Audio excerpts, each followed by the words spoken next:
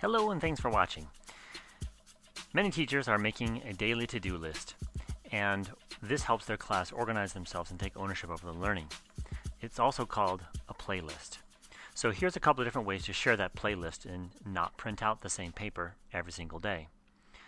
The first thing you want to do is employ a shortcut called a force copy, and then you can take that link that you've created and turn it into a QR code, use bit.ly.com, make a notification on Google Classroom, or just do a share with the class list. Let me show you what those look like. Here's the force copy trick. You go up to the address up here and you scroll to the very end of it. You take the word edit and you replace it with the word copy. I take that address, select all, copy it, and then I can move it over to a place like qrstuff.com. I paste the address in there and a new QR code shows up. So as a student, I would look at that QR code and then here's what happens. I get my own copy of that document.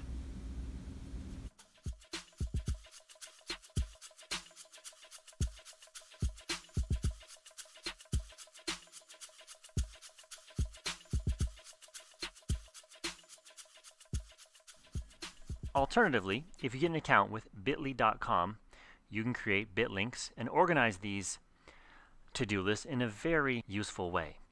I go up here to create, and I simply paste in that long URL. It ends with copy, the way it's supposed to. I click create, and then I organize these by customizing that web address with something like my last name and the date. Let me show you what this looks like for a student. I'm going to go over to a different browser. As a student, I type in that URL now, bit.ly/January 23rd, and it takes me to a force copy of that document. No student goes into my original. They don't have to look at it as a view only, and their job is to rename that by putting their name there and putting their name up here. When this is all done, the student may want to customize their to-do list, highlighting things, resorting things. If they want to resort, make sure they highlight here, scroll down, and then they can rearrange the order of those things. And eventually the student may want to turn this into you. And finally, there's the class list or contact list. The way that works is you go to your Google Contacts.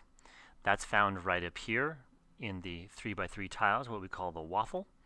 You come down to your contacts, and then you build a contact group, like my first period group here is a list of all my students. I copied and pasted that list straight out of PowerSchool. I would go up to my document here, I would share it, and I would make sure that I give them view-only access. I would type in first period, the name of my contact group, and all my students show up there. Remind them, go to File menu and make a copy. Alternatively, you could also assign your students a daily to-do list by making a set of Google Slides. The way this would work is you make a copy of slide number 2 with the tasks on it, you put your name at the top, and then you leave your other classmates' work alone. So if I just opened this up as a student, I would press Command D. I've made a copy of it. Now this copy belongs to me, and I can get started on my to-do list. My teacher can simply scroll through the slides and see how work is progressing. Piece of cake. Now remember, the sharing options are different here. You do not want to force everyone to make their own copy.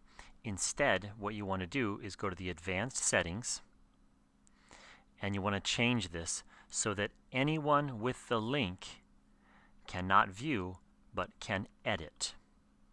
So then you would take that same link as before, don't change the ending to copy, and use that link to make your QR code, make your bit.ly address, or share the link in Google Classroom.